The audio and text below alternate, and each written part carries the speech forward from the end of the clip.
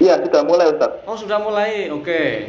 Iya, Ah, mungkin Ustaz bisa mulai memperkenalkan dan mulai memaparkan sedikit materinya dan kita akan banyak di diskusi tanya jawab nih Ustaz. oke. Ini nanti ada yang ini enggak? Eh, bisa menayangkan materi saya? Ada? Oh ya, saya tayangkan ya Ustaz ya. Bisa ya? Ya bisa. Saya nggak pegang materi, soalnya saya bikin materinya pakai Canva nih. Langsung saya Oh kirim, ya, langsung ini. Nggak hafal saya. Oke. Assalamualaikum warahmatullahi wabarakatuh. Alhamdulillahirabbil alamin. Wa bihi nasta'in wala umurid dunya waddin. Wassalatu wassalamu ala asyrafil anbiya'i wal mursalin sayyidina wa habibina wa syafi'ina wa qurrati a'yunina wa maulana Muhammadin. Amma ba'du. Alhamdulillah kita masih hidup, masih bernyawa, masih bisa silaturahim lewat media online. Silakan, ini sekaligus saya live dari Facebook Ahmad Ifham Sholihin dan dari akun Instagram @duniariba. Ini sudah ada yang mulai bertanya ini malah ya. Oke Mas, ini sudah ditayangkan materinya. Saya nggak lihat dari sini. Halo? bentar Ustaz. Saya coba tayangkan. Ya, Oke. bentar Ustaz. Suara coba saya tayangkan udah dulu. kedengeran ya? Aman Ustaz Aman suaranya. ya? Oke. Oh, langsung saya Ya. mulai ya, sambil perkenalan. Nanti silakan, ini sambil menunggu apa materinya tayang. Kalau nggak tayang nanti saya ngomong aja. Saya Ahmad Ifham Sholihin, asli Pati. Ya, selamat gabung yang dari Pati, biasanya lewat Facebook. Kemudian yang dari Instagram, ini juga Ahmad gabung, sudah banyak yang gabung. Nah, kemudian saya sarjana psikologi dari UGM, kemudian sekarang sedang sekolah lagi di Institut Ilmu Al-Quran. Oke. Kemudian saya sekarang ketua DPS di Bank Syariah BPRS Harta Insan Karimah Cibitung ya. Cibitung ya, HIK ada banyak, saya yang di Cibitung. Kemudian buku ada sekian belas buku, kemudian saya sehari-hari ngasong, bikin konsultan sendiri. Itu aja perkenalannya. Oke, mengenai fatwa-fatwa kontroversial di DSN MUI ya. Di slide saya sudah saya sampaikan bahwa fatwa kontroversial ini, kenapa disebut kontroversial? Ini kalau saya tangkep ini lebih kepada MUI sudah mengeluarkan fatwa, DSN MUI sudah mengeluarkan fatwa, jadi ada dua ya, ada dua entitas ini. Ada MUI dan ada DSN MUI. MUI Majelis Ulama Indonesia. Kalau yang mengeluarkan fatwa berarti Komisi Fatwa Majelis Ulama Indonesianya. Nah, ada lembaga yang namanya Dewan Syariah Nasional yang ini juga mengeluarkan fatwa. Kalau DSN atau Dewan Syariah Nasional Majelis Ulama Indonesia, ini fatwa yang dikeluarkan adalah fatwa khusus muamalah ya, terutama muamalah maliyah. Muamalah maliyah ya. Muamalah maliyah itu ya transaksi perduitan.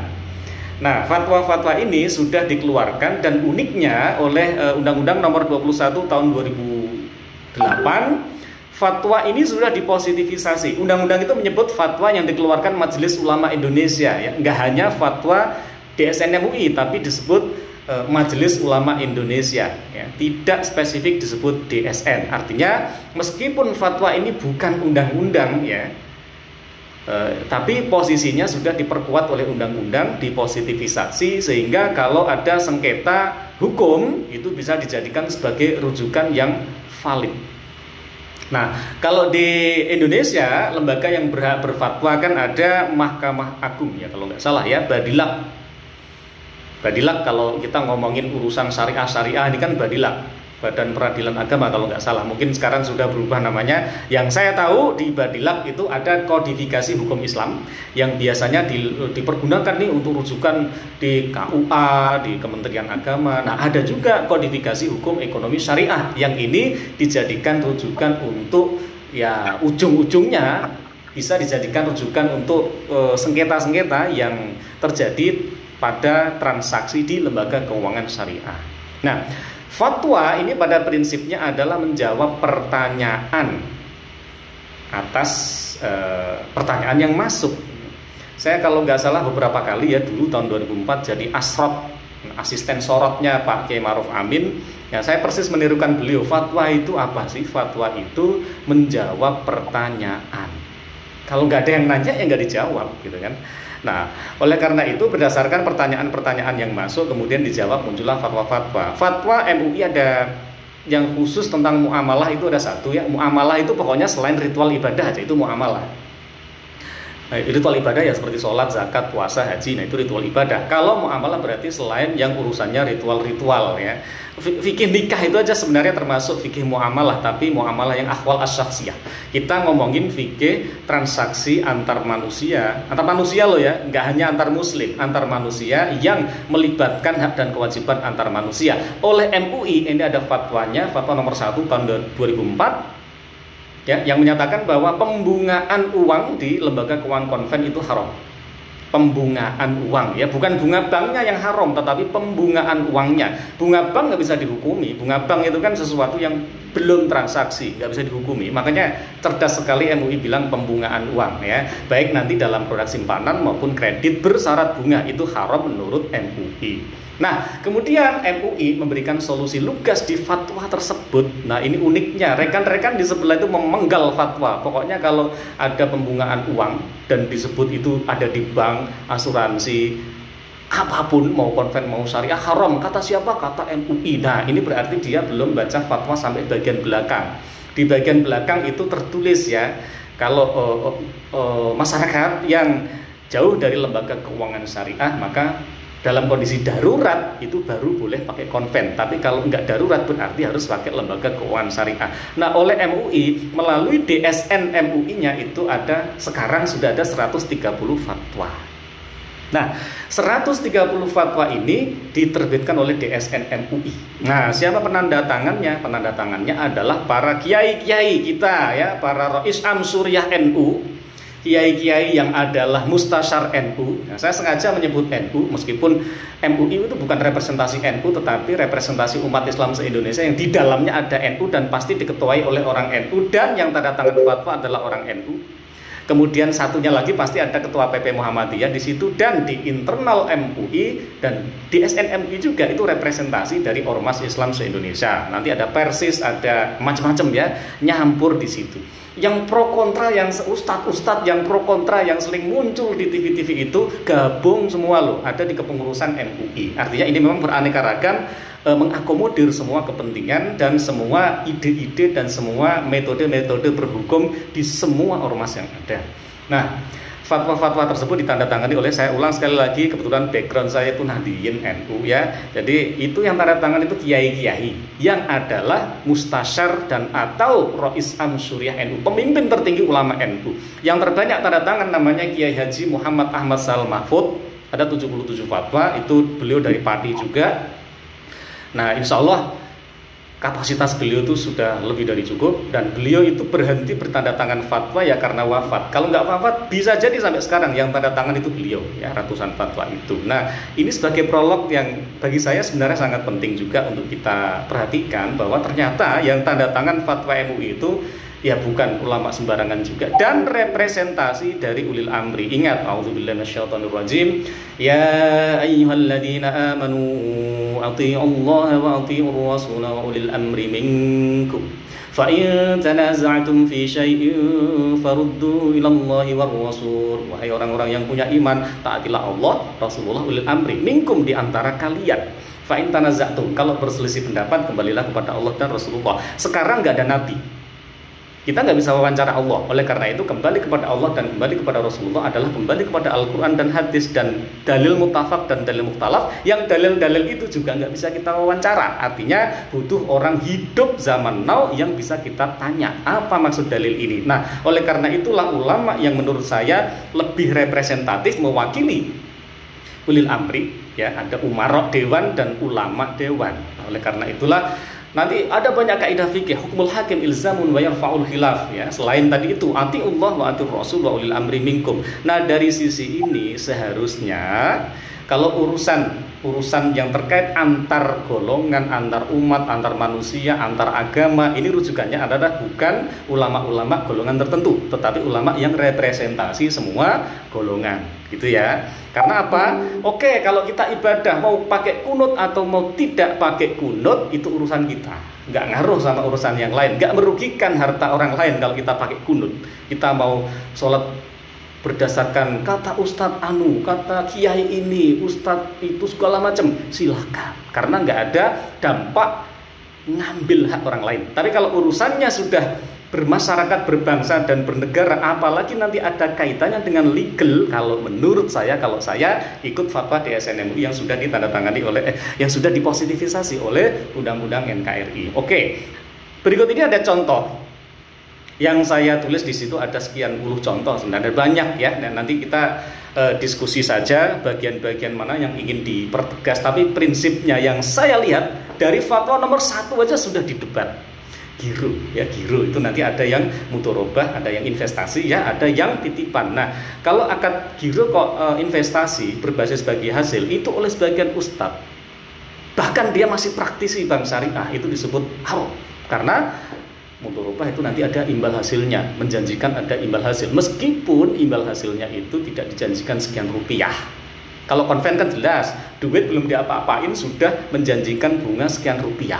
Ini kan sama saja berlagak menjadi Tuhan, karena hanya Tuhan yang bisa memastikan hasil. Nah, ini manusia berlagak jadi Tuhan. Itu kalau transaksi di konven, suka tidak suka dengan perkataan saya. Nah, kalau di syariah ternyata ada yang berkritik. Baru fatwa nomor 1 sudah diharam-haramkan, gitu ya. Termasuk fatwa nomor 2, nanti tabungan, nanti deposito, nomor 3, nomor 4. Nah, fatwa nomor 4 ini terkait dengan murabahah, yang ini pada prakteknya ini nanti ada produk-produk seperti KPR syariah.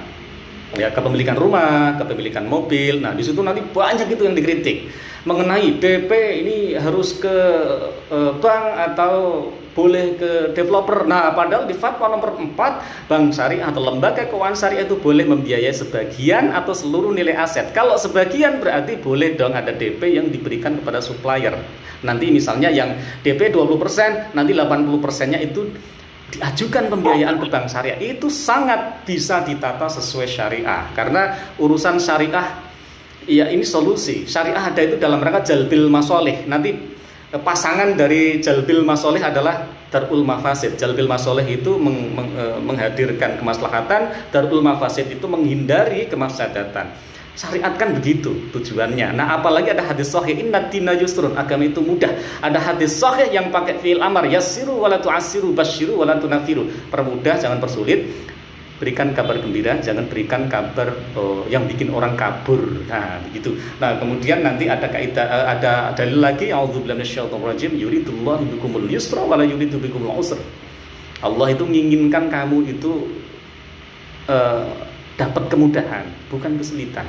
Nah, apalagi ini fikih muamalah. Al aslu fil muamalati al ibaha illa yadulla dalilun ala tahrimiha. Hukum asal dari muamalah adalah boleh sampai ada dalil haramnya. Makanya mengharam-haramkan dalam muamalah ini luar biasa risikonya berat. Menyatakan haram atas transaksi yang halal seperti jual beli di bank syariah misalnya, itu ternyata risikonya bisa masuk musyrikun, perilaku musyrik. Lihat tafsir ya, Al-Baqarah 275. Nah, kemudian fatwa-fatwa berikutnya seperti fatwa tentang jual beli uang, itu boleh spot atau forward lil hajah, ini diharamkan. Yang dihalalkan MUI ternyata diharamkan. Nah, kemudian kembali lagi ke KPR. KPR itu misalnya, jual beli itu barangnya harus diangkat dulu ke depan kantor. Nah, padahal sebenarnya nggak perlu. Jual beli nggak boleh ada agunan haram. Nah, padahal sebenarnya agunan itu dilakukan oleh Rasulullah sendiri. Rahan ada, agunan ada. Allah pun ngatur secara lugas dalam Al-Quran. A'udzubillahi minasyaitonir rajim. Wa in kuntum ala safaru wa lam tajidu katiban farihanum maqbudah. Artinya, intinya gadai itu boleh. Agunan itu boleh untuk disita. Ternyata oleh sebagian diharam-haramkan. Nah, kemudian ada lagi, balik nama itu harus ke bank dulu baru kena sabah. Wah, ini ruwet sebenarnya. Padahal qabd atau sah atau tidaknya suatu akad itu tidak ditentukan oleh balik nama atau belum. Kemudian fatwa lain nomor 21 tahun 2001 tentang asuransi syariah, karena ada double akad oleh sebagian ustadz, tulisannya banyak beredar itu diharamkan padahal fatwanya boleh. Kemudian ada lagi fatwa saham syariah, reksadana syariah, karena ada jual beli dalam waktu yang singkat diharamkan. Kemudian karena ada screening yang pertama kesyariahan, kemudian ada screening dari pendapatan riba dan utang riba, itu katanya tetap haram katanya. Nah, itulah ustadz sebagian ustadz dan sebagian masyarakat. Nanti ada lagi BPJS. Fatwa bilang BPJS itu boleh dengan syarat. Tapi sebagian ustadz langsung bilang itu pokoknya haram. Ada tulisannya itu di internet banyak itu ustadz-ustadz yang mengharamkan BPJS. Nah kemudian ada lagi kartu kredit syariah, oleh sebagian ustadz dibilang haram, padahal fatwa nomor 54 bilang boleh. BPJS tadi nomor 98. Kemudian ada fatwa nomor 77. Nah, fatwa nomor 77 tentang cicil emas atau jual beli emas secara tidak tunai. Saya sudah menulis di akun Instagram saya, ilat hukum yang diambil oleh DSN MUI. Ingat, ini yang diambil oleh DSN MUI untuk bisa memutuskan bahwa jual beli emas tidak tunai itu boleh, meskipun tetap ditulis dengan syarat uang yang kita pakai ini bukan emas. Kalau uang yang kita pakai emas, maka MUI akan bilang haram. Karena apa? Al-hukmu yaduru ma'a illatihi wujudan wa adaman. Ya, hukum itu beredar pada ilat hukumnya atau analog hukumnya untuk adanya hukum itu atau untuk tiadanya hukum itu, wujudan wa adaman. Nah, fatwa nomor 77 ini tentang jual beli emas tidak tunai, kalau kita menyimak teks hadis itu akan, kalau diterjemahkan begitu saja akan kita simpulkan spontan bahwa ini haram. Tapi ingat, al-hukmu yaduru ma'a illatihi wujudan wa adaman. Kalau mazhab zahiri nggak pakai ilat. Kalau mazhab zahiri karena dia nggak pakai ilat, maka yang disebut riba terkait dengan emas perak adalah ketika emas ditukar emas ada selisih atau tidak tunai. Lah siapa juga yang mau melakukan itu? Berarti kalau emas ditukar dengan duit, apapun caranya menjadi boleh. Itu kalau merujuk pada mazhab zahiri yang dia nggak mau pakai ilat hukum. Nah, kalau mau pakai ilat hukum ternyata ada dua, al-waznu dan al-thamaniyah. Nah, al-waznu itu nanti juga wazn itu timbangan ya. Tapi ini nanti perlu pembahasan khusus ini di emas ini panjang nih. Intinya adalah kalau mau pakai ilat hukum ada al-waznu atau timbangan, nanti bisa menjadi dua lagi, pakai analog ya barang yang dimaksud atau kiasnya. Nanti kalau as-samaniyah ada yang bil quwwah, ada yang bil fi'li. Bil quwwah pokoknya alat emas itu uang.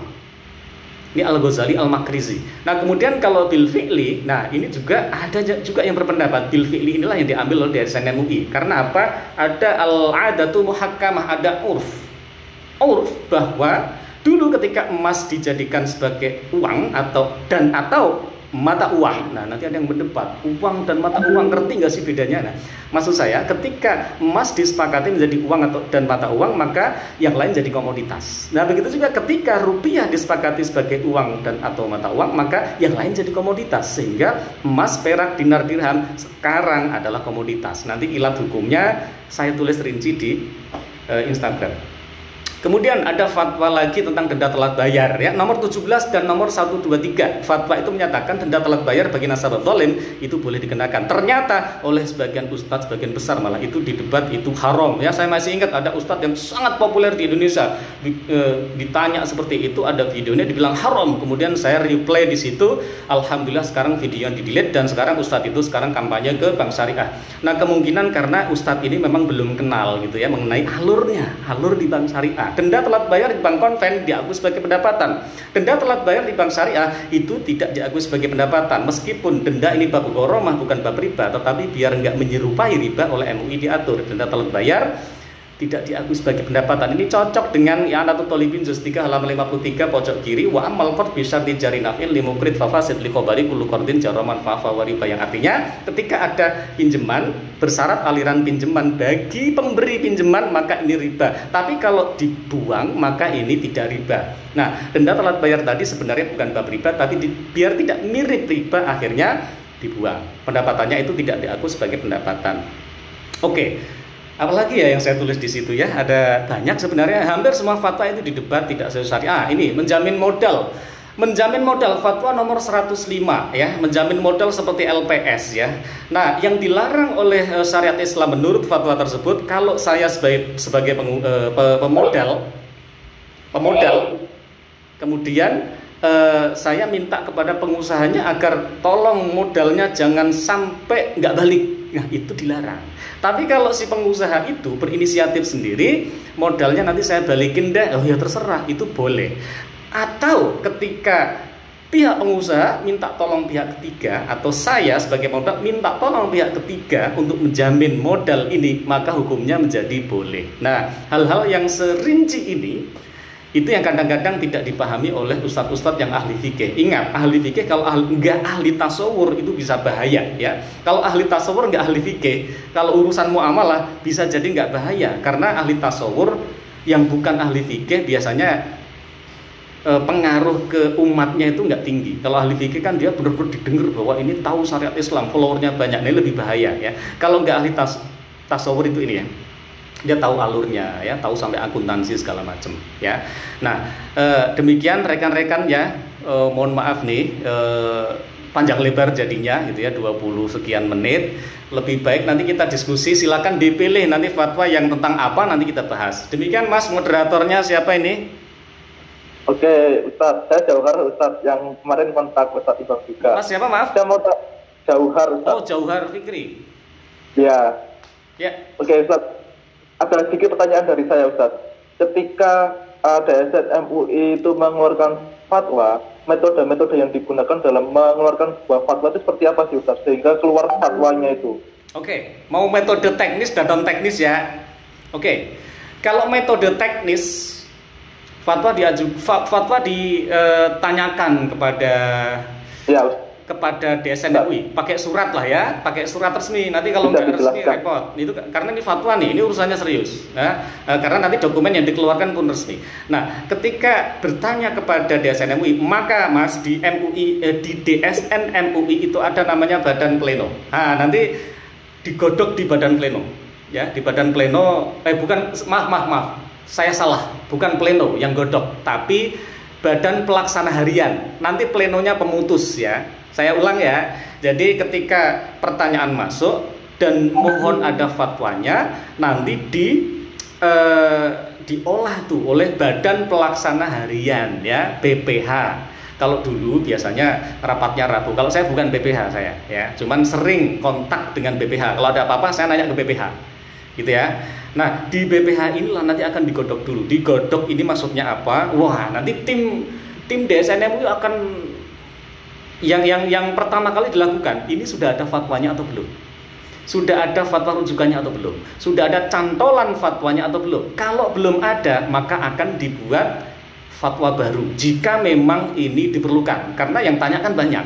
Jika diperlukan dan bukan darul mafasid, dan dalam rangka kemaslahatan ya, karena kan pertanyaan banyak, nanti harus dipilah-pilah dulu mana yang harus diprioritaskan. Nah, ketika sudah ketemu dari sisi fikihnya, tidak akan mungkin selesai di situ, pasti akan mengundang para ahli, biasanya ahli tasawur ya, regulator. Nah, ini regulator nih, mau tidak mau pasti DSN MUI akan mengundang regulator dan atau ya, di BPH sendiri ada regulator kalau sekarang ya. Dari OJK ada ya, anggota BPH yang dari OJK ada, dari BI ada. Nah, kemudian dari praktisi industri terkait. Kemudian dari akademisi, kemudian dari tokoh masyarakat. Itu pasti akan dilakukan satu persatu, akan dilakukan workshop, diundang misalnya. Atau kalau sekarang karena anggota BPH-nya itu ada yang ya akademisi ya iya, ya dari regulator ya iya, dari praktisi juga ada, kemudian dari tokoh masyarakat juga ada. Tergantung nanti DSN MUI pakai metode seperti apa. Nah, kemudian jika diperlukan ya, dan biasanya memang perlu ya, dipanggil untuk presentasi mengenai ini maksudnya apa ya? Yang dipertanyakan ini maksudnya apa? Jadi nggak terus pakai ilmu kebatinan ya, pakai ilmu kebatinan berdasarkan yang ditulis. Ini kayaknya begini nih maksudnya pertanyaannya, enggak, akan direkonfirmasi lagi, terutama jika DSN MUI merasa ini belum jelas maksud pertanyaannya. Nah, setelah mateng digodok mateng berdasarkan workshop dengan banyak pihak tadi, pleno. Wah, pleno itu bisa bertahun-tahun, bisa 3 tahun.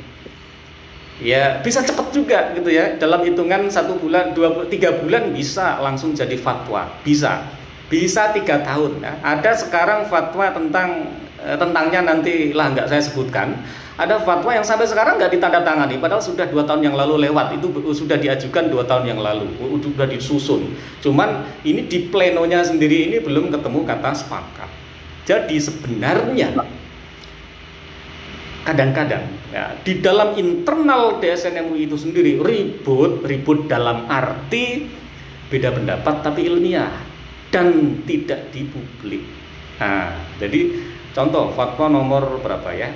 77. Nah, itu kayaknya kenceng tuh, bukan ribut lah ya, perdebatannya kenceng, tapi tetap DSN MUI harus ngambil keputusan. Oleh karena itu, ketika sudah diputuskan, maka sebagai anggota DSN MUI misalnya, atau seperti saya DPS itu kepanjangan tangan DSN MUI ya, dia posisinya melekat itu ya, DPS misalnya, mau nggak mau seorang DPS harus serasi dengan yang difatwakan DSN MUI. Nah, setelah digodok, diplenokan, disetujui, kemudian ditandatangani, kemudian diimplementasikan. Ya, implementasinya itu diawasi oleh Dewan Pengawas Syariah. Nah, Dewan Pengawas Syariah ini ya seleksinya kayak seleksi sekarang nih cukup ketat. Dewan Pengawas Syariah kayak tempo hari ada 29 peserta, yang lulus ke tahap berikutnya 7. Itu pun masih pelatihan lagi dan nanti ujian-ujian lagi. Itu belum nanti di OJK.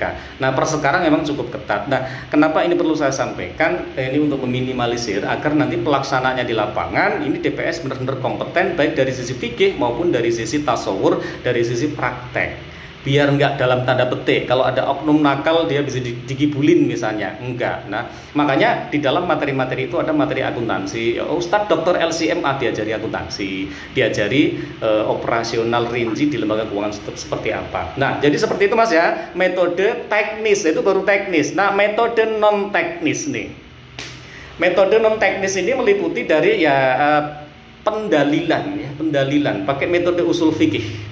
Metode usul fikih, nanti turunannya kan ada qawaid fikhiyah ya. Yang pertama usul fikih, makanya ini materi yang paling pokok yang harus dikuasai oleh seorang DPS adalah usul fikih. Nah, kalau kita melihat usul fikih dan nanti ada qawaid fikih kan bisa kita pilih, oh berarti ini dalil muttafaq, dalil yang sudah sepakati. Oh ini dalil mukhtalaf, dalil yang masih memunculkan perbedaan pendapat.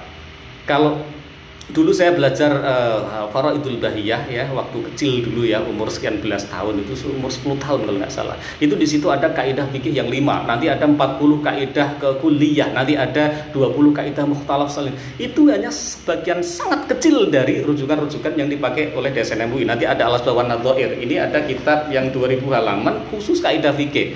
Ini hanya sebagian kecil dari materi-materi non teknis yang dipakai DSN MUI untuk berhukum.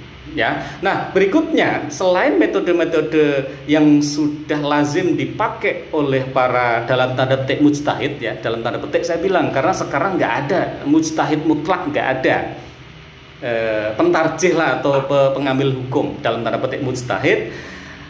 DSN MUI juga membuat 4 ya makharijul fikhiyah ya, jalan keluar fikih yang mirip kaidah fikih sebenarnya ya. Yang pertama at-taisir al-manhaj. Kalau ada manhaj atau madhab yang berpendapat, kan ada beda pendapat, sangat mungkin kan ada beda pendapat. Kalau ada pendapat yang membolehkan, maka no problem itu nanti diambil oleh DSN MUI, dan yang diambil adalah pendapat yang at-taisir al-manhaj. Dalilnya jelas, yuridullahu bikumul yusra wa la yuridu bikumul usra, yang tadi saya sampaikan. Yassiru wa la tu'assiru, inna dina yusrun. At-taisir al-manhaj yang pertama. Yang kedua, tafriq halal al-tafriq al-halal anil haram. Kalau maksudnya adalah pemisahan yang halal dari yang haram.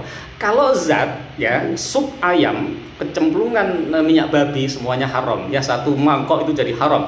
Tapi kalau non zat ini pemisahannya kan gampang sebenarnya. Duit ketemu duit nggak nempel ketularan, enggak ya. Tetapi yang bisa dipisah adalah alur akuntansinya. Satu laptop punya aplikasi konven, punya aplikasi syariah, boleh ya, karena nanti duit yang masuk ke syariah alurnya juga ke syariah, duit yang masuk konven alurnya juga ke konven. Jadi tafriqul halal anil haram ini dilakukan oleh DSN MUI. Makanya hukum modalnya bank syariah yang dari bank konven itu halal, ditransaksikan untuk halal. Kalau yang konven modalnya juga halal, ditransaksikan untuk haram. Nah, ini ditafrik. Nah, ini salah satu metode. Metode yang kedua. Metode yang ketiga, yang ada an-nazar, meninjau ulang atas fatwa-fatwa yang sudah ada atau pendapat-pendapat yang ulama yang sudah ada. Misalnya di fatwa DSN MUI di bagian awal janji itu sifatnya tidak mengikat, tapi di bagian belakang nanti mu'adah, saling berjanji berarti mengikat. Nah, dilengkapi saja. Biasanya seperti itu. Yang keempat, tahqiqul amanat. Tahqiq Al-Manat ini seperti fatwa nomor 77 ya. Kalau kita ngelihat terjemahan letterlock atau apa ya, tekstualnya ya, tuker emas tidak senilai, tidak tunai itu haram. Tetapi akhirnya dirunut, ini pakai ilat atau tidak? Kalau ilatnya apa? Kalau ilatnya yang itu kira-kira masuk nggak, cocok nggak? Kalau cocok ini dalam arti begini, kita itu kan milih satu ilat tertentu itu boleh, tapi harus konsisten. Misalnya nih, kalau kita mau bilang bahwa emas dan perak ini uang, bisa nggak dipakai jadi uang? Bisa nggak ditukar di pasar Ciputat misalnya? Harus konsisten gitu ya. Kalau nganggap itu sebagai uang, ya sudah, uangnya itu. No problem kok berpendapat beda-beda itu, no problem. Yang penting konsisten aja. Nah, kalau berdasarkan berbagai perbedaan pendapat yang ada dan yang paling cocok dengan urf tapi tidak melawan syariat ya, nanti tidak melawan syariat artinya kan nanti ada metodenya ya, usul fikih, qawaid fikih, nanti ilat hukumnya seperti apa dikaji terus sampai ketemu hukumnya, itu tidak melawan syariat ya. Makanya kalau bisa kita kalau ingin mengkritisi fatwa itu mau nggak mau, kalau saya nanya ke PPH langsung, tanya sama yang bikin. Nah, celakanya banyak ustadz-ustadz yang mengkritik DSN MUI tapi begitu diundang terbuka tidak siap. Apalagi masyarakat yang awam itu, apalagi followernya. Dan di sini sekarang ini juga saya sampaikan, saya dipesenin sama DSN MUI Institute, kalau ada ini Mas Ibam, kalau ada yang mau mengkritik fatwa, silahkan kita siapkan forum audiensinya. Ya, kalau mau minggu depan kita jadwalkan. Kalau mau kita sangat welcome. Secara ilmiah fatwa DSN MUI itu sangat mungkin diubah jika memang perlu diubah. Itu di setiap fatwa aja ditulis tuh di bagian belakang tuh. Seperti ketika saya bikin opini DPS, di bagian paling bawah itu saya tulis fatwa ini bisa direview kembali jika bla bla bla gitu. Artinya ini juga kita nggak merasa paling benar karena yang ahkamul hakimin cuma Allah, kita mahkum alaih. Seperti itu Mas, metode teknis dan non teknisnya. Panjang ya. Halo Pak Moderator, Mas Jauhar Fikri. Halo. Nah, halo? Ini saya tertarik yang di metode teknisnya. Dengar suara saya? Ya, oke. Oke Ustadz, saya tertarik yang di metode teknis yang dibilang sama Ustadz di langkah awal itu ketika ada yang request bertanya. Nah, apakah memang fatwa itu selalu hadir, selalu dikeluarkan kalau misalkan ada yang request untuk dibuatkan fatwanya? Karena ini yang jadi poin pengkritik dari beberapa orang-orang di luar sana. Sehingga bilangnya, oh kalau ada produk dari lembaga keuangan syariah A itu difatwakan halal karena mereka memang merequest ke fatwa DSN MUI yang khawatirnya ada permainan di situ. Nah ini gimana nih Ustaz? Lah yang pribadi bertanya kan nggak apa-apa. Itu berarti yang pribadi itu nggak apa-apa ya Ustaz? Ya nggak apa-apa, datang aja, tanya aja, audiensi aja ke DSN MUI. Bahkan ini kita siapkan forum terbukanya loh. Kalau mau minggu depan bisa saya jadwalkan ya. Kalau ada yang wah ini nggak sesuai syariah. Dan ini lagi Mas, poin penting dari saya adalah hadis Rasulullah. Man ro'a minkum mungkaron falyughayyirhu biyadihi fa illam yastati fa bilisani fa illam yastati fa biqalbihi wa dzalika adhaful iman. Jadi buat rekan-rekan kritikus atau ustadz-ustadz yang memang tidak sependapat dengan DSN MUI dan kalau merasa pendapat DSN MUI itu mungkar, maka karena ini maka ubahlah dengan iyat. Iyat itu power kekuasaan ya yang baik-baik. Artinya jadilah anggota DSN MUI. Saya pernah Mas itu ketemu dengan seorang kiai. Lu DSN MUI bikin fatwa kok bla bla bla bla bla bla. Saya bilang, mantep nih jenengan kalau jadi anggota DSN MUI. Wah bisa berhukum. Langsung lamar jadi anggota DSN MUI dan diterima. Langsung lanjut aja di situ. Silakan aja diskusi panjang lebar dengan DSN MUI. Termasuk urusannya dengan ini fatwa ini perlu atau tidak. Itu sebenarnya nggak harus lembaga loh Mas. Boleh itu secara personal boleh, apalagi yang untuk kemaslahatan orang banyak. Misalnya nih kalau mau tanya tentang asuransi misalnya, ya asuransi itu kan berarti ada yang terlibat di situ industri, yang bertanya industri, atau misalnya tentang uang elektronik, ya nyatanya ini untuk yang hal-hal yang sifatnya kemaslahatan kan sudah ada semua sebenarnya. Atau mungkin paling gampang gini Mas, kira-kira apa nih yang dibutuhkan, yang di kebutuhan ada fatwanya misalnya, ya sampaikan aja silahkan gitu ya. Kita bahkan di DSN MUI itu tadi sudah menawarkan forum yang terbuka dan gratisan dan bisa diakses oleh anggota BPH, nongkrong di situ Mas. Nah seperti itu sebenarnya. Kalau ada permainan ya. Apa kurang tahu. Iya, ya. Saya pernah baca di fatwa yang ngebahas tentang ijarah mausufah bizimah. Itu dibilang kalau ada request dari salah satu bank syariah untuk membuatkan sebuah fatwa, terkait KPR. Ya. Kalau nggak salah seperti itu. Nomor 102, yang jadi 103 poin kalau nggak salah. Gimana Ustaz? Ya itu fatwa nomor 100 sekian lah kalau nggak salah, 102 kalau nggak salah. Ya, gimana maksudnya? Nah itu yang jadi poin pengkritisi dari beberapa orang di luar sana yang bilang apakah sebuah fatwa itu dikeluarkan karena ada salah satu request dari sebuah lembaga keuangan seperti itu, sehingga dikhawatirkan ada permainan di sana. Kalau fatwa itu menjawab pertanyaan, yang bertanya siapa saja, oke. Bahkan kalau ada yang bertanya dan itu lembaga, tidak muncul fatwanya, itu juga sangat mungkin terjadi. Jadi sebenarnya kalau ada lembaga atau bukan lembaga bertanya, kemudian dijawab, itu kan wajar-wajar saja. Nah, kalau permainan ini apa? Kalau nuduh-nuduh ada permainan dalam tanda petik, itu kayaknya tidak sehat. Lebih baik secara ilmiah. Fatwa nomor sekian, salahnya di mana? Nah, itu keren. Kalau bisa seperti itu, keren. Dan DSN MUI sudah menyediakan forum sangat terbuka. Seperti itu aja, Mas. Nah, dugaan permainan ini kalau bisa ini ya diminimalisir dengan cara ayo diskusi terbuka. Seperti itu, Mas. Oke, terkait fatwa yang dibilang sama Ustadz Ivan tadi yang bilang kalau misalkan ada yang mengkritisi langsung disebutkan fatwa nomor berapa. Nah, itu ada yang mengkritisi juga terkait cicil emas nih Ustadz. Ya. Cicil emas itu ada yang bilang kalau sebenarnya di fatwa terkait cicil emas disebutkan bahwa beberapa ulama itu sepakat kalau sebenarnya emas itu juga diilatkan, ya nggak bisa diilatkan ke uang, kalau nggak salah itu seperti itu. Jadi ibaratnya nggak bisa cicil emas itu bilang halal karena banyakkan ulama dalil yang kuat itu bilangnya emas juga harus ditukar sama emas dalil dan yang nilainya kuat, tunai. Dalil yang kuat versi siapa? Gimana Ustaz? Dalil yang kuat versi siapa? Kalau nggak salah itu di fatwa yang ngebahas terkait cicil emas itu disebutkan ada yang bilang kalau itu nggak sesuai sama kebanyakan ulama tafsirnya. Kebanyakan ulama. Gitu. Oke. Iya. Begini Mas, saya tanya. Wah ini juga ini merupakan salah satu metode non teknis Mas ya, non teknis ini kalau bisa dibilang. Pernah dengar kaidah fikih? La yungkarul mukhtalaf fi wa inna ma yungkarul mujma' alaih? Masih belum sih Ustaz. Oke. La yungkarul mukhtalaf fi, jangan ingkari sesuatu yang masih diperselisihkan, tetapi boleh dong ingkari sesuatu yang memang sudah mujma' alaih. Maksud saya begini sih kaidah ini. Sholat itu wajib nggak Mas? Wajib. Nah, itu mujma' itu udah mujma' alaih. Mau pakai kunut atau tidak itu mukhtalaf atau mujma'? Mukhtalaf. Mukhtalaf ya. Artinya kalau mau pakai kunut ya silahkan, nggak mau pakai kunut yang silahkan. Ini persis dengan perbedaan pendapat ini. Atau sekarang saya tanya deh, mazhab itu, misalnya nih, ini fikih ini ya, fikih sembelihan misalnya. Nyembelih ayam hewan halal lah, itu wajib pakai asma Allah atau tidak? Wajib mungkin Ustaz. Nah, jangan mungkin lah gitu. Ayo, wajib atau enggak? Wajib. Pendapat yang paling jumhur wajib atau tidak? Wajib. Nah, menurut mazhab Syafi'i tidak wajib. Ya, itu ada di kitab Bidayatul Mujtahid wa Nihayatul Muqtasid juz 2 halaman 16 kalau nggak salah. Biasanya saya ada di Instagram, saya tulis kitabnya.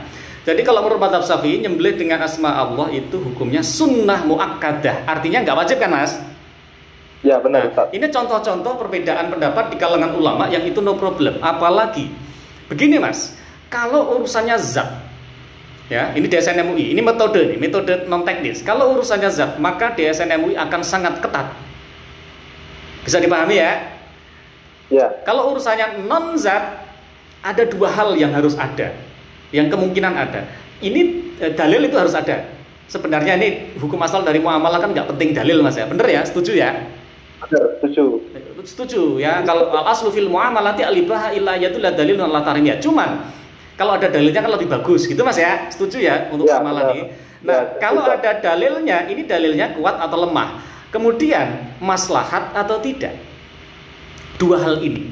Ya, kan ada kaidah fikih, nanti kalau ada sesuatu yang lebih arjah, dalilnya lebih rojih, lebih kuat, dan ada sesuatu yang ini lebih maslahat. Kalau dalilnya lebih kuat tapi maslahatnya kecil, diambil nggak Mas? Enggak. Menurut MUI diambil tidak. Iya. Tidak. Ini silakan dibaca di pidato pengukuhan guru besarnya Kiai Maruf Amin, ada di situ. Kalau dalilnya kuat tapi maslahatnya kecil, nggak diambil. Kalau dalilnya tidak kuat, saya nggak bilang lemah ya, tidak kuat, tapi kemaslahatannya luas, diambil atau tidak? Harusnya diambil, Ustaz. Nah, bukan harusnya. Iya. Sangat memungkinkan diambil dan nyatanya diambil. Dan inilah fatwa DSN MUI nomor 77 tentang cicil emas. Jelas itu 4 mazhab menyatakan dulu ya, zaman klasik dulu cicil emas itu dilarang. Betul ya? Ya, betul. Nanti ada ulama-ulama yang kreatif itu. Dan kreatif ini masih dalam ada dalilnya yang bisa jadi tidak arjah, tidak rojih, tidak kuat. Betul Mas ya? Seperti Ibnu Taimiyah dan Ibnu Qayyim al-Jauziyah. Ibnu Taimiyah dan Ibnu Qayyim al-Jauziyah membolehkan tukar menukar emas tidak senilai. Itu tahu ya? Ya, tahu. Nah, siapa yang tidak tahu kapasitas Ibnu Taimiyah dan Ibnu Qayyim al-Jauziyah? Ya, tukar emas tidak senilai itu boleh. Nah, berkembang lagi sekarang tukar emas tidak tunai itu boleh. Nah, kalau beneran pengen tahu metode usul fikihnya runut, saya sudah tulis di Instagram ya Mas. Ya, ada ilatnya atau tidak. Kalau saya tanya Mas Jauhar nih, ngambil hukum itu pakai ilat atau tidak? Menentukan hukum itu pakai ilat atau tidak? Ilat. Nah, pakai ilat atau analog. Kalau nggak pakai ilat, ternyata juga ada Mas, namanya mazhab Dhohiri ya. Nah, pakai ilat hukum. Ingat Mas, ini harus disepakati dulu nih. Kalau nggak sepakat, nanti diskusi selanjutnya ini nggak akan ilmiah. Ada kaidah fikih, al-hukmu yaduru ma'a illatihi wujudan wa adaman. Hukum itu beredar pada ilat hukumnya, baik secara untuk mewujudkannya maupun meniadakannya. Kata kuncinya Mas, hukum itu beredar pada ilat hukumnya. Ketika kita menghukumi sesuatu yang ada di kontemporer, kita nyari ilat hukumnya di zaman old, di zaman dulu. Ketika ketemu ilat hukumnya, kita ambil, kita konsisten. Contoh konkret, zakat profesi misalnya. Mas setuju nggak zakat profesi? Setuju. Zaman dulu nggak ada. Zaman dulu nggak ada. Ya, zaman dulu nggak ada. Kemudian ini kreatif orang zaman now. Zakat profesi diambil 2,5% dengan ilat hukum zakat pertanian. Ini sebenarnya sudah menyalahi ilatnya. Karena kalau ilatnya zakat pertanian, mau tidak mau 10%, betul Mas? Betul. Kalau keluar biaya-biaya 5%, betul Mas? Betul. 5% mau? Kalau 5% yang nggak bisa Ustaz, kalau zakat profesi dikenakan 5%. Mau nggak 5%? Ayo, zakat profesi ilat pertanian loh, karena minimal zakat pertanian 5%. Betul Mas ya? Nah, ternyata orang-orang zaman sekarang itu kreatif. Nah, perhatikan Mas. Zakat itu fikih ibadah atau fikih muamalah? Fikih muamalah. Lah, coba Mas. Zakat itu fikih ibadah atau fikih muamalah? Fikih ibadah, fikih ibadah harus ikut aturan atau boleh kreatif? Ayo. Harus ikut aturan. Dan ternyata orang zaman now ini ulama-ulama kreatif. Maunya ilat hukumnya ke zakat pertanian, tapi dikenakannya 2,5%. Konsisten nggak Mas? Nggak konsisten, tapi ternyata itu oleh ulama di Indonesia dianut. Dan saya sendiri bilang no problem Mas. Untuk yang fikih ibadah itu banyak kreativitas. Dan itu ternyata nanti pertimbangannya itu tadi ya, maslahat. Seperti itu. Wah, nanti kalau nggak dikenakan zakat, enak banget ya. Dan kasihan masyarakat yang masuk dalam asnaf, nggak kebagian duitnya. Kan begitu Mas ya. Jadi ada pertimbangan-pertimbangan yang luar biasa. Itu fikih ibadah loh Mas. Cicil emas, fikih ibadah atau muamalah? Muamalah. Nah, apalagi muamalah Mas. Ya no problem lah kalau ada yang berpendapat. Dan apalagi DSN MUI tadi sudah saya tulis di Instagram ya. Pakai ilat hukum, ilatnya nanti kan ada al-waznu, ada al-thamaniyah. MUI ngambil al-thamaniyah. Al-thamaniyah nanti ada yang al-quwa, ada yang bil fi'li. DSN MUI ngambil yang bil fi'li. Ada landasan hukumnya tetap Mas. Hukum di sini nggak harus teks ya. Tapi usul fikih. Usul fikih asalnya juga dari teks Mas ya. Pernah belajar usul fikih? Masih sedikit. Masih sedikit ya, nanti diperbanyak. Maksudnya cicil emas ini sebenarnya sudah melalui metode usul fikih yang kredibel. Ini kalau bersedia mencermati pelan-pelan. berhukum harus pakai ilat. Kita tanya konsisten, ilat hukumnya pakai apa? Al-waznu atau athamaniyah? Athamaniyah yang mana? Al-quwah atau bil fi'li? Nah, sebenarnya DSN-MUI juga tidak bisa memaksa setiap masyarakat Islam di Indonesia untuk ikut DSN-MUI, nggak bisa. Tetapi Mas ya, kalau masyarakat Indonesia pakai lembaga keuangan syariah, mau tidak mau harus ikut fatwa DSN-MUI. Jadi untuk cicil emas itu selain at-taisir al-manhaj Mas ya, ada tahqiq al-manat. Tahqiq al-manat itu nyari ilat hukumnya. Nah, cuman ya begini Mas, sebenarnya di fatwa nomor 77, fatwa tentang cicil emas itu kan sudah ada syarat dan ketentuan juga dari DSN-MUI. Kalau uang yang berlaku adalah emas, maka cicil emas menjadi haram. Begitu Mas ya? Ya, benar Ustaz. Ya, akan lebih menarik ketika para ustadz itu mengkritisi fatwa terbuka. Kalau mau, bisa jadi minggu depan saya agendakan. Oke, menarik ini Ustaz, menarik. Ya. Dan saya karena ini saya sudah dipesenin Mas. Saya sudah dipesenin sama ketua direktur DSN-MUI Institute Mas Ivan, kalau ada yang mau yang anti mainstream sih istilah beliau ya, yang berbeda pendapat dengan DSN-MUI dan berkenan untuk menyampaikan pendapatnya secara terbuka. DSN-MUI Institute welcome untuk membuka forum dengan beliau pakai Zoom ya, bisa di dialog interaktif. Itu pesan dari beliau. Dan Pak Zain Zaidi pernah saya undang ya, dan juga ini saya DM lewat Instagram dan timnya juga malah nantangin mau diundang, begitu saya jabanin beneran hilang. Oke, seperti itu Mas. Oke, kita lanjut ke pertanyaan berikutnya nih Ustaz. Oh iya, ini yang lain mana ini? Ada yang bertanya terkait fatwa DSN yang dikeluarkan oleh lembaga terkait. Apakah itu harus melihat dari adanya regulasi terlebih dahulu atau ada prosedur yang sudah dijadwalkan? Apakah setiap fatwa yang dikeluarkan itu terjadi pro dan kontra dari masing-masing pihak? Masing-masing pihak itu pihak yang mana? Mungkin pihak yang merequest fatwa atau dari regulator dan juga yang merumuskan fatwanya nih Ustaz. Kalau pro kontra di internal sebelum proses sebelum diputus jadi fatwa itu biasa ada. Ya nyatanya itu ini ada. Itu semua pihak yang pro kontra semuanya berdiskusi secara ilmiah ya Ustaz ya. Oh, iya. Nggak cuma yang merumuskan fatwanya aja. Maksudnya kayak dari regulator, dari praktisi juga memberikan pendapatnya Ustaz. Sangat betul. Bukan hanya ngasih pendapat lah, diundang sama DSN-MUI.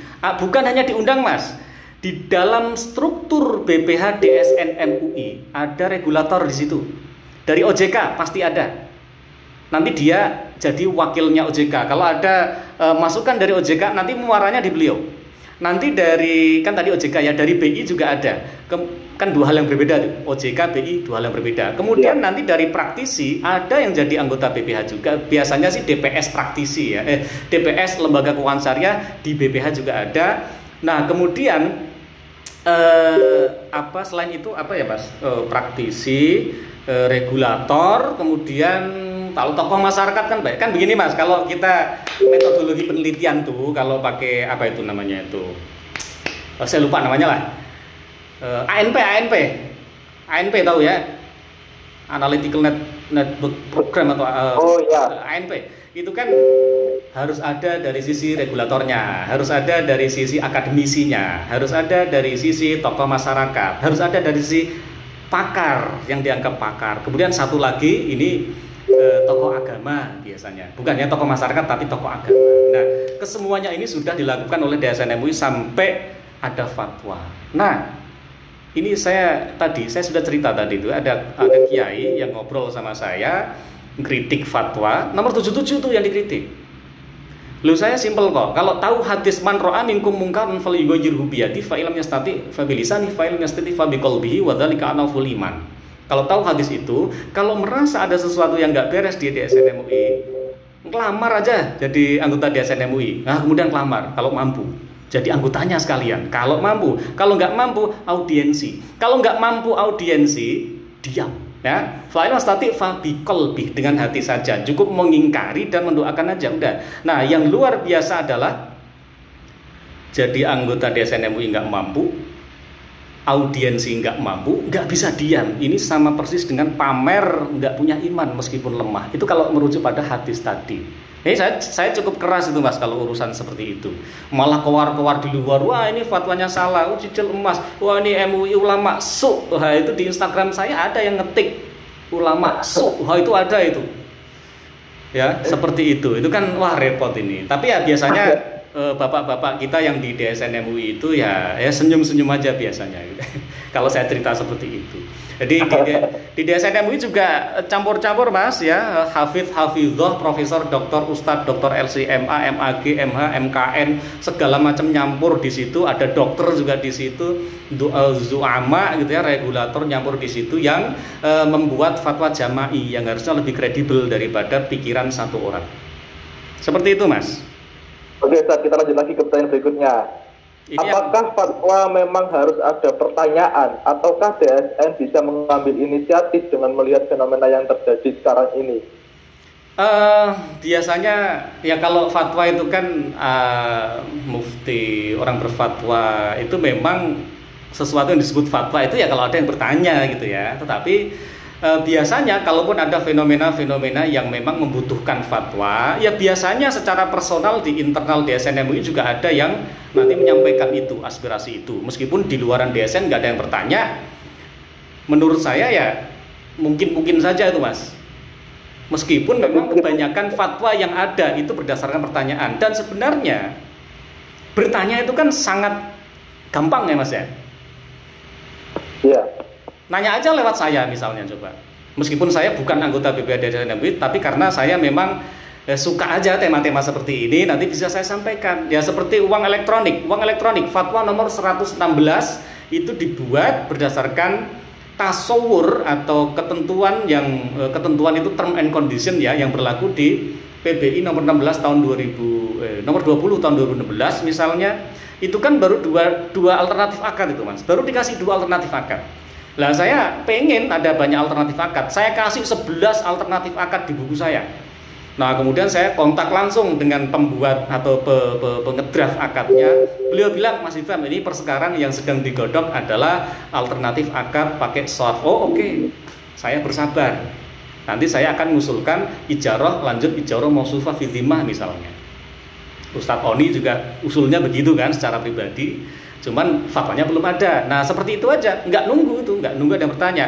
Cuman begini, memang beliau di DSN MUI itu akan lebih akan lebih merasa tepat lah mungkin ya ketika nanti ada yang bertanya tidak hanya mewakili lembaga keuangan syariah, tapi boleh mewakili yayasan atau lembaga saya sendiri, itu boleh. Itu sudah disampaikan oleh BPH DSN MUI. Mas Ifam boleh itu bertanya atas nama bukan lembaga keuangan tapi atas nama lembaga apa, itu boleh.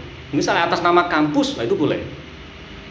Dan bertanya itu juga nggak terus mengeluarkan biaya ya, kecuali biaya ngetik butuh kuota. Begitu Mas. Ya baik, menarik nih pembahasannya juga. Ini kita lanjut ke pertanyaan berikutnya nih. Okay. Kayaknya masih agak nyambung pertanyaan-pertanyaannya. Ya. Bagaimana cara mengetahui bahwa oknum tersebut menyalahgunakan, misalnya menyatakan bahwa tersebut halal tapi sebenarnya haram. Enak dan nih dalam perkembangan di keuangan syariah itu apakah sudah semua sesuai fatwa? Ya, ini saya baca nih.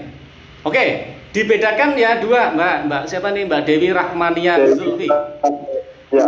Kalau dialog enak. Nomor 1, bagaimana cara mengetahui? Gini, ada 2 hal Mas ya yang perlu kita perhatikan. Konsep dan praktek. Fatwa itu kan konsep. Setuju Mas ya?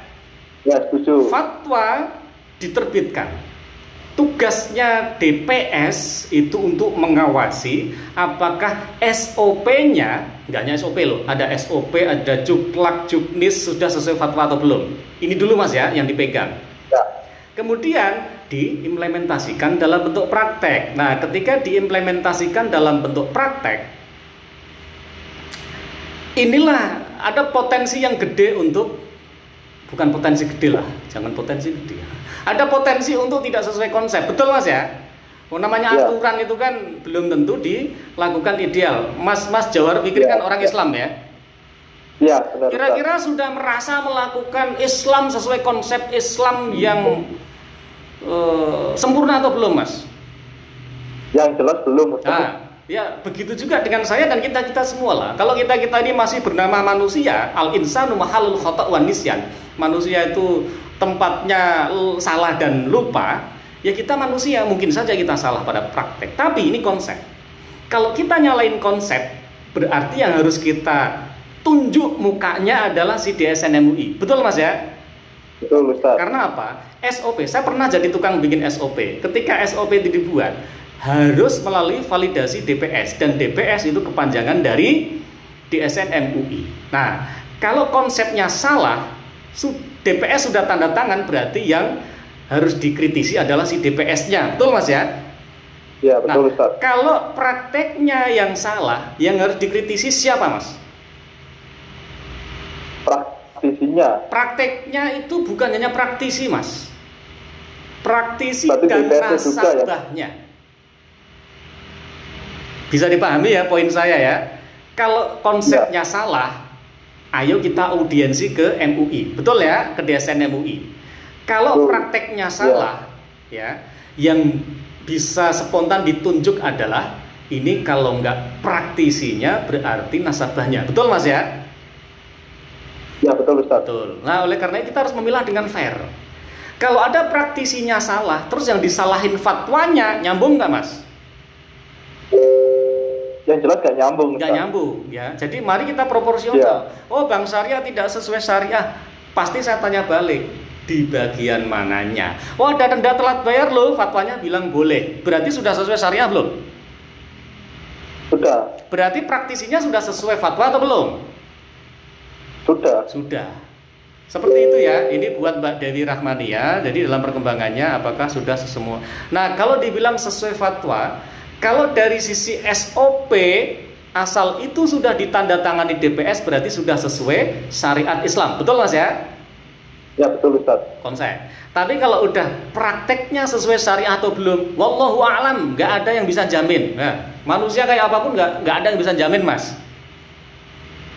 Nah, ini menarik Ustaz, terkait yang mengecek prakteknya seperti apa, apakah sudah sesuai sama fatwa atau belum. Nah, apakah DPS itu selalu memaintain lembaga keuangan syariah yang dihandle Ustaz, untuk mengecek, memonitoring apakah pada prakteknya lembaga tersebut sudah menerapkan fatwanya? Cara paling mudah ngecek praktek pakai apa Mas?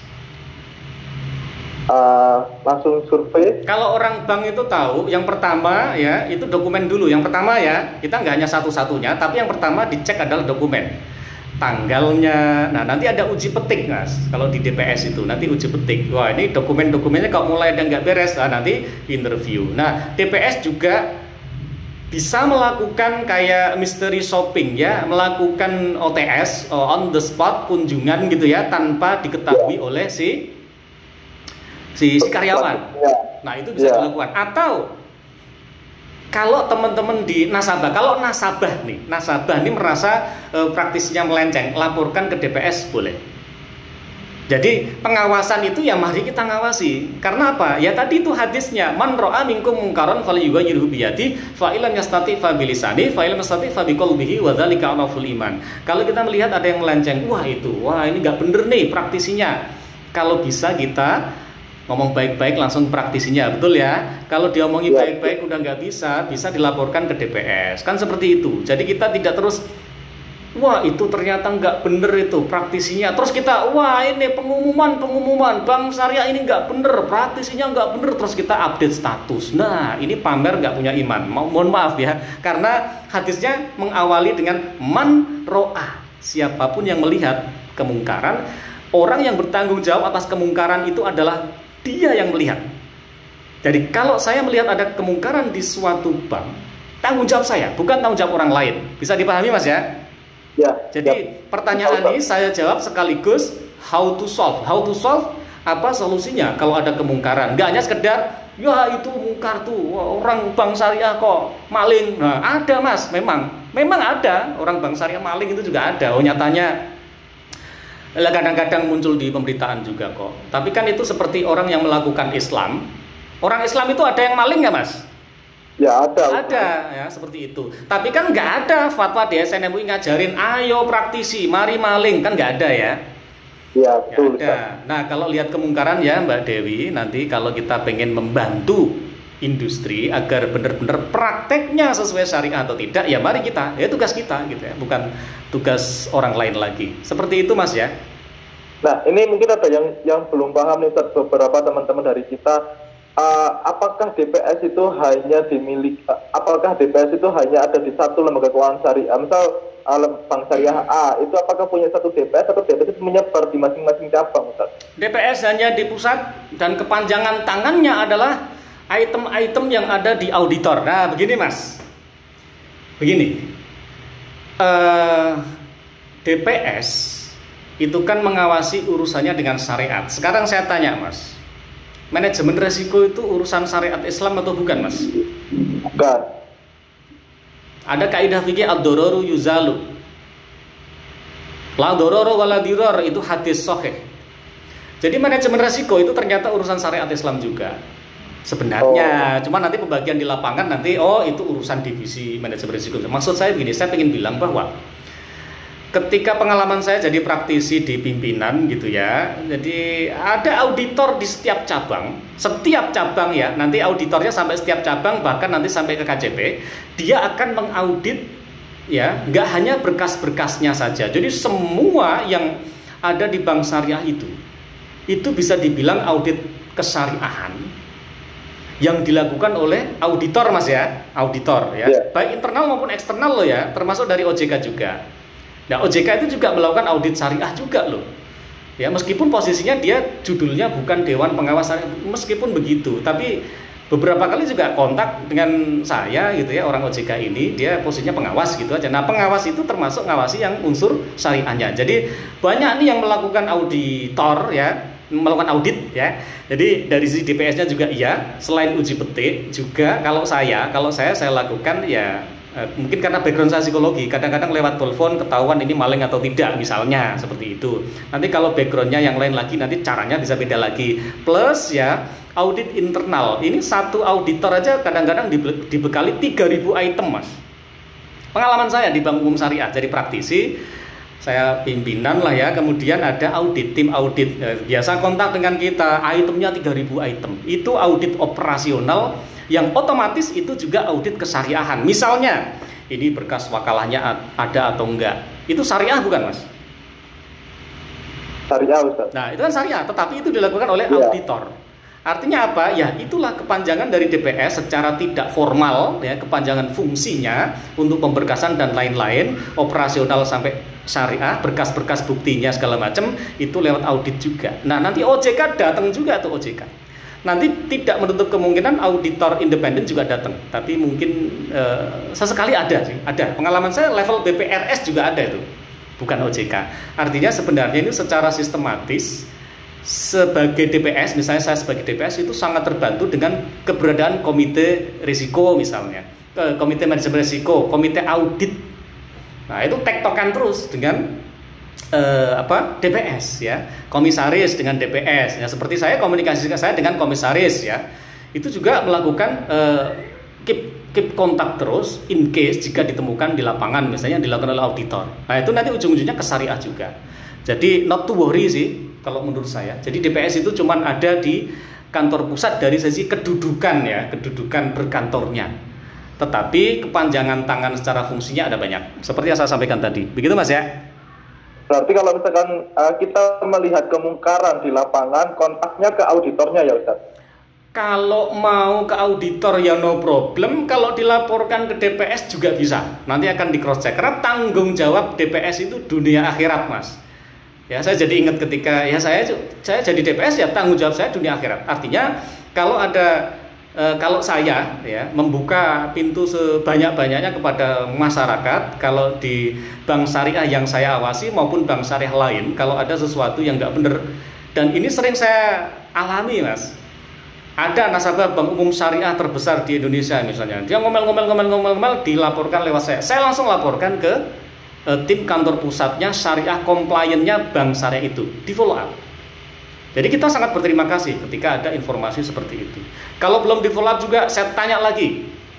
Kemudian terus itu Mas, sampai ini tuntas. Karena kadang-kadang yang namanya manusia, kadang-kadang auditornya juga nggak nemu.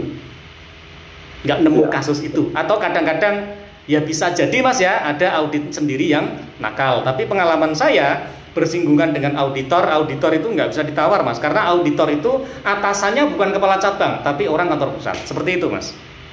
Ya, baik. Terima kasih Ustadz penjelasannya. Ya. Mungkin itu cukupkan sesi kali ini Ustadz karena sudah lewat dari 1 jam. Terima kasih waktunya Ustadz Ilham sudah meluangkan untuk kita sharing-sharing bersama kita semua di sini. Cukup menjawab kegelisahan kita terkait apakah fatwa itu dibuatnya memang benar-benar untuk menjawab kebutuhan atau memang ada permainan di situ. Ternyata memang dijawab oleh Ustadz Ilham kalau memang fatwa itu sifatnya menjawab kebutuhan dan mendapatkan kemaslahatan. Terima kasih Ya. banyak Ustadz Ilham atas Mas. hari ini. Sebentar Mas ya. Semoga Ustadz Ilham diberikan kesehatan. Ini durasi ya. Kesehatan dan bisa mendakwahkan. Gimana Ustadz? Ada pertanyaan-pertanyaan soalnya nih.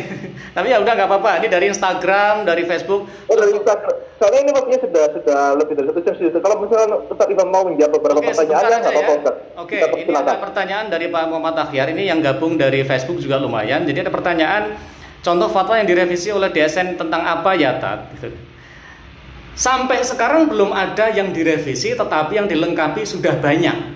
Lihat aja, fatwa nomor 100 ke atas itu merevisi, bukan merevisi, melengkapi. Misalnya murabahah, ijarah, wakalah bil ujroh, mudoroba, syirkah. Di fatwa nomor 4, 5, 6, 7, 8, 9 itu dilengkapi dengan fatwa-fatwa nomor 100 yang ke atas itu. Itu contohnya.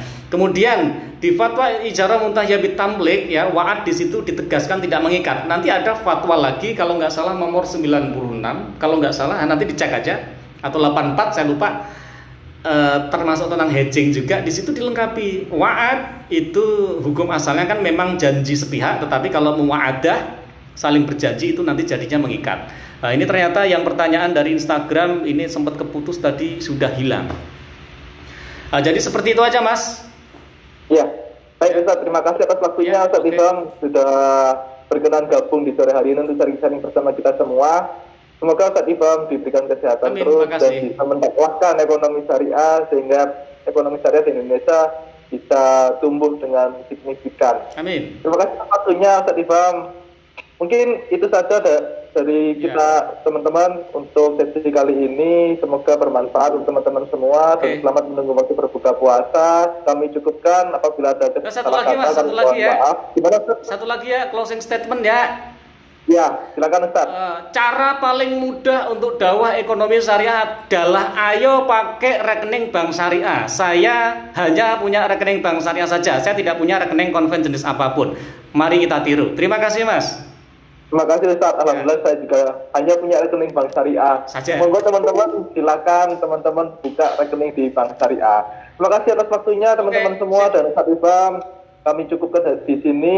Ya. Wassalamualaikum warahmatullahi wabarakatuh. Waalaikumsalam warahmatullahi wabarakatuh. Teman-teman yang di Facebook dan Instagram, Assalamualaikum warahmatullahi wabarakatuh. Terima kasih.